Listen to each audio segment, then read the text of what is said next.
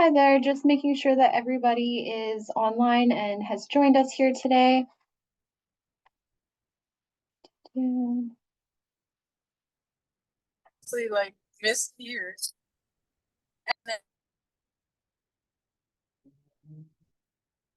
I'll just ask that everybody has themselves muted as we begin. Hi, my name is Heather Grant, and I'm the media liaison for the Alberta Teachers Association. Thank you for joining us online today. The Alberta Teachers Association respectfully acknowledges that we are located on Treaty 6 territory, the traveling route, gathering place, and meeting grounds for many Indigenous peoples, whose histories, languages, cultures, and traditions continue to influence our vibrant community. We are grateful for the traditional knowledge keepers and elders who are still with us today and those who have gone before us. We recognize the land as an act of reconciliation and gratitude to those whose territory we reside on or are visiting. Jason Schilling, president of the Alberta Teachers Association, will provide a statement on moving forward with bargaining. Once he concludes his statement, he'll answer your questions and, he'll answer your questions and take a follow-up question as well. We'll call upon you in the order that your hands are raised. We ask that you please state your name and outlet before going ahead. So you'll use the raise hand function at the bottom of your screen. Everyone will have the opportunity to ask a question and a follow-up. And for any assistance following this availability, you can please reach out to myself. At this point, I'd like to welcome ATA President Jason Schilling and hand it over to him. Well, good afternoon, everyone, and thank you, Heather. The ATA was back at the bargaining table on Tuesday with a clear intent to move these negotiations in a forward direction and to get Alberta students and teachers back into their classrooms. Our Central Table Bargaining Committee presented a serious, balanced, and solutions-focused proposal, one that included a phased-in approach to achieving manageable student-teacher ratios, a fair counter to the government's 3% annual salary offer, and new language designed to finally address the increasing complexity in today's classrooms. In the media this morning, the government has described our proposal as too big. But let's be honest, it is years of systemic underfunding and neglect that has failed to meet Alberta's growing needs, which have made the challenges in Alberta's schools this overwhelming, complex, and big. Our proposal doesn't ask Alberta to leap ahead of the country and become an outlier. It simply begins to bring us closer to the national average in per-student spending rather than continually finding ourselves in last place. That's not an extravagant ask. It is fiscally responsible and one that parents and the public clearly support. The government wanted to know what teachers were asking for. We showed them. We have been clear, transparent, and consistent. Now we expect the government to respond reasonably, in good faith, and not through the media, but at the bargaining table where these discussions belong. For 7 school days, more than a week and a half, over 700,000 Alberta students have been out of school. No one wanted this, but teachers will not stand by while classrooms crumble. Our members took the extraordinary, painful step of walking out without pay because they believe Alberta students deserve better. And they're standing up not just for their profession, but for every child in this province who deserves the attention, support, and learning environment that only properly funded public schools can provide. Teachers are ready and wanting to return to their classrooms with their students immediately. The public understands this. They know the issues are real, and they know the solutions are long overdue. The path forward is clear. The responsibility to end this disruption now lies squarely with the government. The next move is theirs to do what Albertans expected them, to fund public education properly and get students back in class. We've brought a fair and reasonable proposal to the table. We're ready to reach a deal, one that respects teachers, supports students, and begins to build a public education system that all Albertans can be proud of. Thank you. I'm now ready to address any questions that you may have. Morgan, please go ahead and unmute yourself. Hi, Jason. Thanks for taking my question. So we heard from the finance minister on 880 CHED this morning. He said his team is doing some early calculations about the proposal the ATA brought forward, and he says it would amount to an extra $2 billion. And then Minister Horner went on to say that's practically impossible for his government to grant that. What do you make of that early assessment from the finance minister after he was briefed from yesterday's negotiations?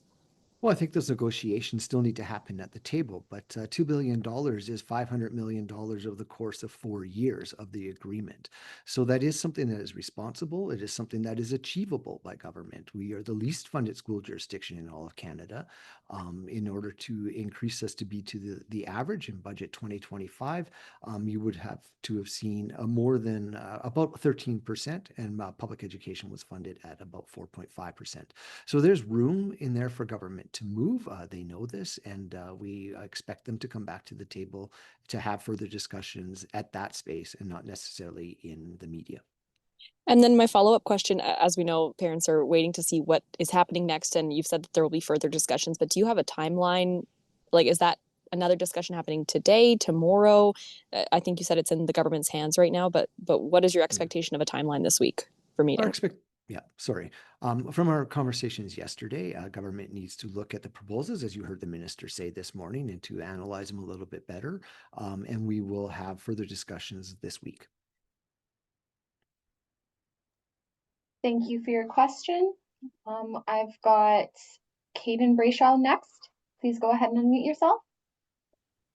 Jason, you've expressed some displeasure with negotiation done through the media or away from the bargaining table in the past, and you did so in your regards there. But did TIBA communicate their sentiments directly to you guys at the bargaining table, or was that kind of saying that the offer is too big done strictly through the media? Conversations yesterday were looking at the ask and the ask questions, and we would provide clarity around that. Government needs to take the proposals as they've done in the past, and as we've done when we get proposals from government as well, to do the work to fund it, to cost it, to see how much of an impact it would be on the system. Expect government to do that and to express those concerns at the table. And just give me a feel for the vibes or the sentiment that was like when you guys returned to the table yesterday. Did it seem like it was going to be productive? Well, our hope every time that we go to the table is that it's going to be productive, that we're going to have honest, frank conversations, which we have the entire time. And so the hope is that everything that we do at the bargaining table would be productive and lead us to negotiated settlement. Thanks. Thank you for your question. I'm going to go to our chat now. Sean Amato, please unmute yourself and ask your question. Hi, Jason. The premier is coming to the legislature. She's actually arrived at the legislature now for an announcement on new license plates for Alberta. I understand the government, I guess, still has to run the province, but what do you think of that? What do you make of their priorities right now? Well, I understand that they have to run the province, but we have close to 1 million Albertans affected by this strike. We have students out of class. We have teachers who are not teaching. We have parents who are, as they email me, supportive yet struggling. And I think that government needs to ensure that this is a major priority for them, and they should be focused on finding a solution as we are.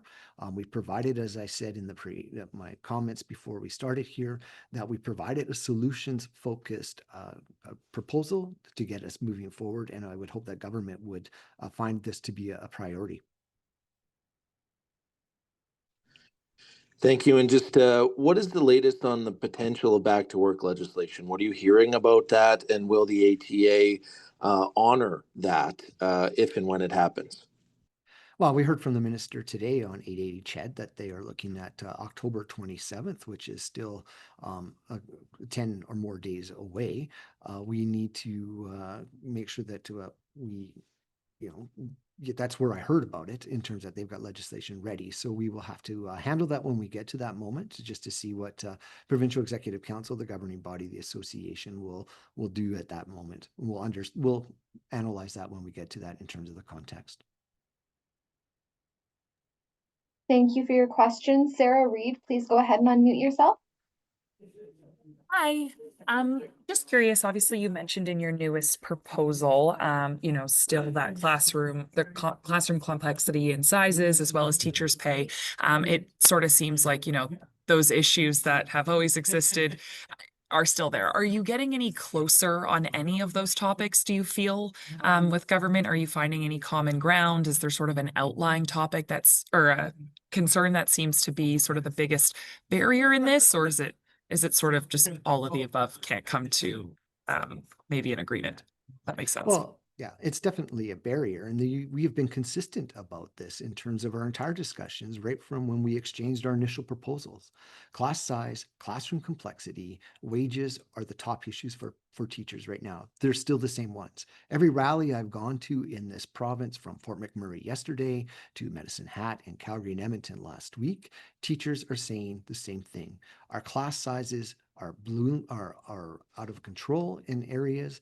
The complexity of our students is in a manner that teachers can't meet the needs of their students. They don't have the resources, and that their salary has been stagnant for 10 years. That has been consistently shared by teachers over the course of the last couple of weeks. We still need to sit down, like I said, at the table and bargain these and try to find a solution. And we've put forward some proposals for government to look at that could help move us forward.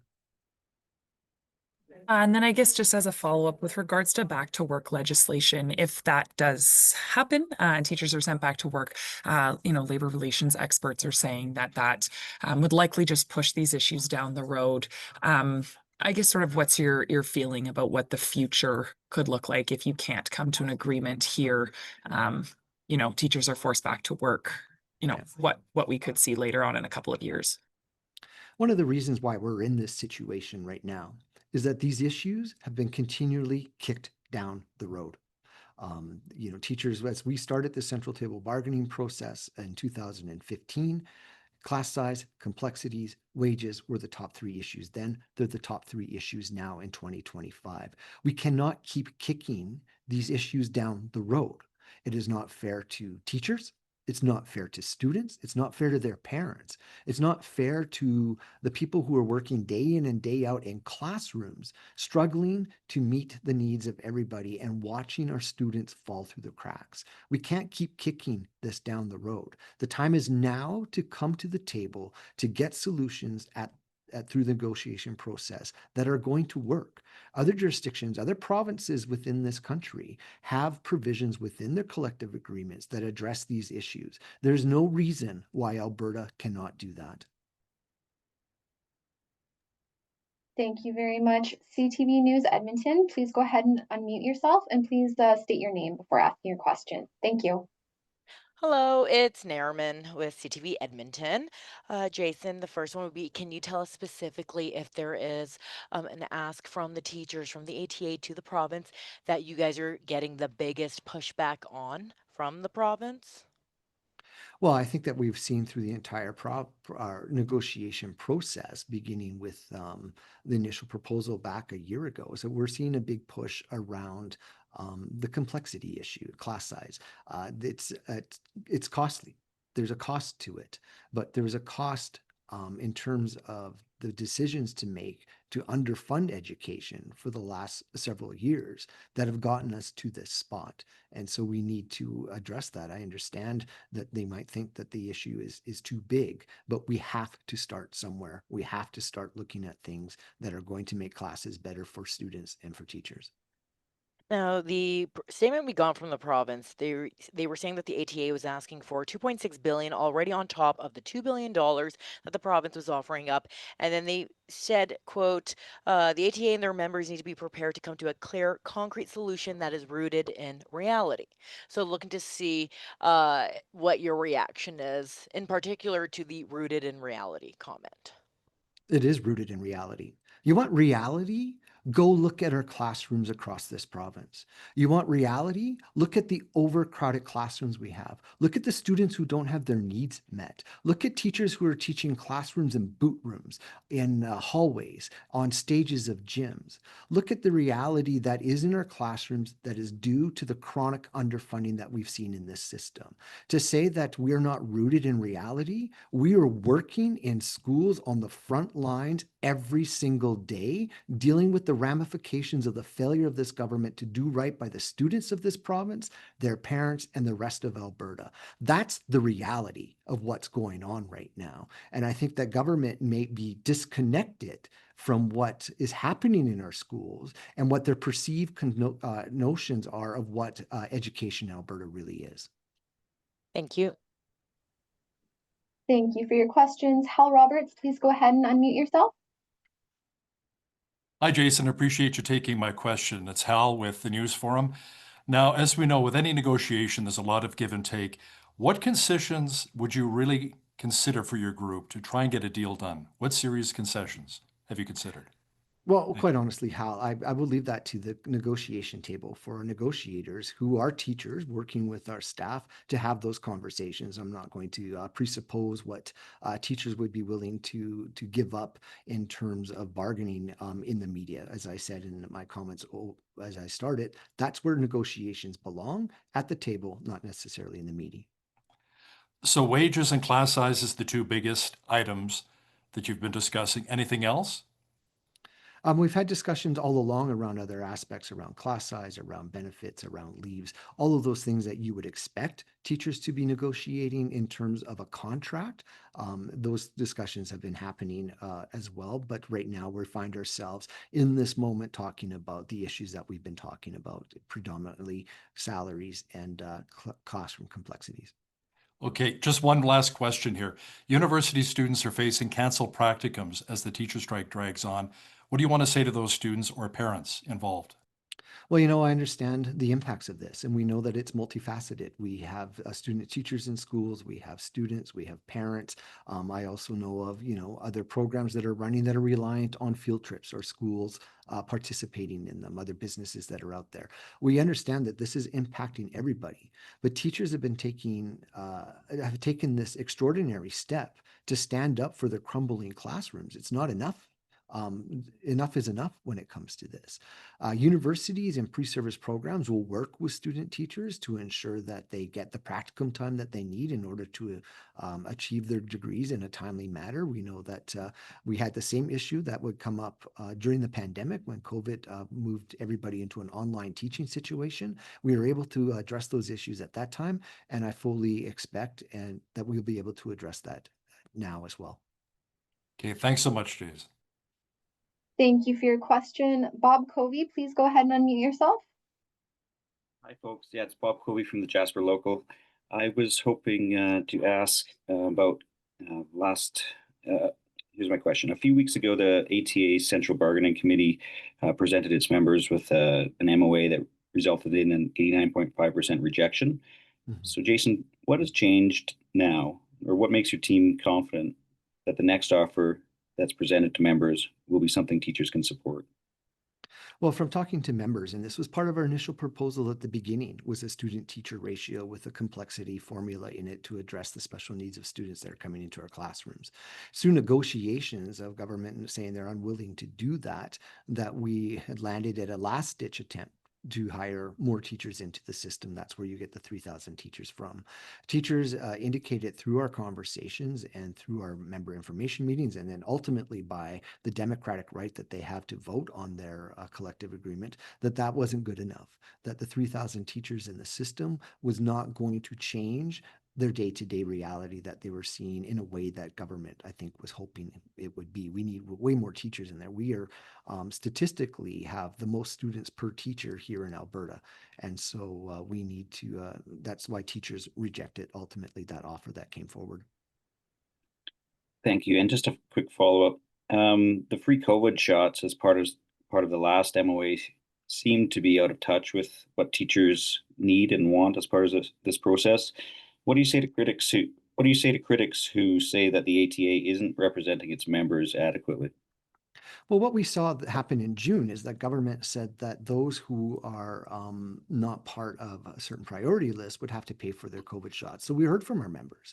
They emailed me as president, our district representatives, our local presidents. I heard from them as well, that teachers were expecting the same treatment as nurses and other healthcare professionals who work in congregated settings with other individuals, the ability to have access to a vaccination that would protect them.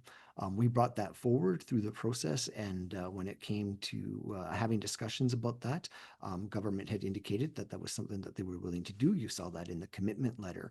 It was by no means something that teachers were, you know, it was a hill for them to die on. It was something that they had expressed concern about because of the decision that government made. I even wrote a letter to the Minister of Health Adriana LaGrange, the Minister of Education, Nicolaides, in June, expressing the concerns of members on that. So it shouldn't have been a surprise to government that teachers were looking to have the same treatment as nurses and other healthcare professionals when it comes to making sure that they've got access to something that will keep them safe.